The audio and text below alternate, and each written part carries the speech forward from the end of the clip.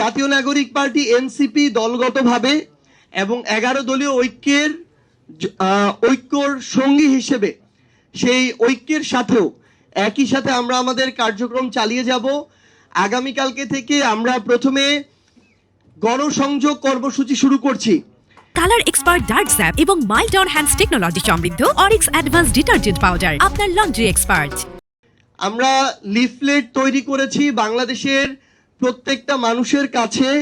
আমরা সচেতনতামূলক ওই লিফলেটটা তুলে দিতে চাই।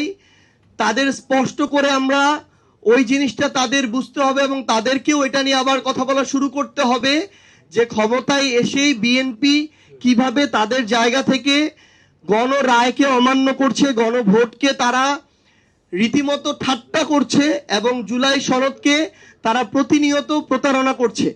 এই সামগ্রিক সচেতনতামূলক আমরা লিফলেট তৈরি করেছি এবং আগামীকালকে থেকে আমরা এই গণসংযোগ শুরু করছি এবং আমরা পরশুদিন থেকে গণভোটের রায় বাস্তবায়নের দাবিতে মহানগর বা বিভাগীয় পর্যায়ে বিক্ষোভ মিছিলের পরদিন আমরা আবার জেলা পর্যায়গুলোতে বাংলাদেশের 64 জেলাতেই আমরা দলগতভাবে এবং 11 দলীয় ঐক্যের পক্ষ থেকে আমরা বিক্ষোভ মিছিল এবং সমাবেশ করছি এবং আমরা আবার আমাদের শহীদ পরিবার এবং জুলাই যোদ্ধা যারা আছেন, কোনো দলীয় মদতপুষ্ট না, আমরা সবাইকে নিয়ে বসে তাদের মুখেই আমরা শুনতে চাই যে তারা তাদের জায়গা থেকে এই গণভোটের বাস্তবায়ন চান কিনা, জুলাই সনদের বাস্তবায়ন চান কিনা।